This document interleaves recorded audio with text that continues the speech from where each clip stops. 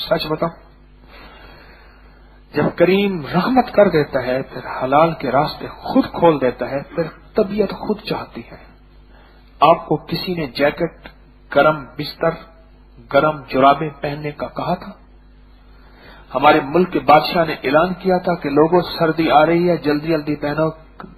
راستے میں چوراہے بندے چیک کر رہے ہیں کہ تم نے جرابیں پہنی ہوئی، جرسیاں پہنی ہوئی، کسی نے چیک کیا؟ جب ہوائیں چلتی ہیں، جب ہوائیں چلتی ہیں، دل خود بخود کہتا ہے، جب اس کی رحمت کی ہوائیں چلتی ہیں، دل خود کہتا ہے آج رب کو رات سجدے سے مناتے ہیں،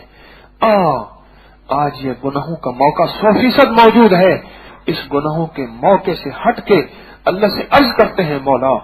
اگر یہ لمحہ اور گھڑی تیری بارگاہ میں پسندیدہ ہے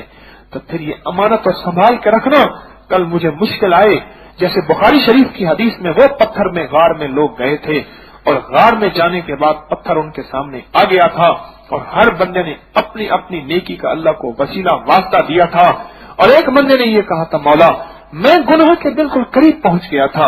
اور اس نے کہا تھا اللہ سے ڈر، اور تیرا خوف تھا محض محض محض، اور میں تیرے خوف سے ہٹ گیا تھا،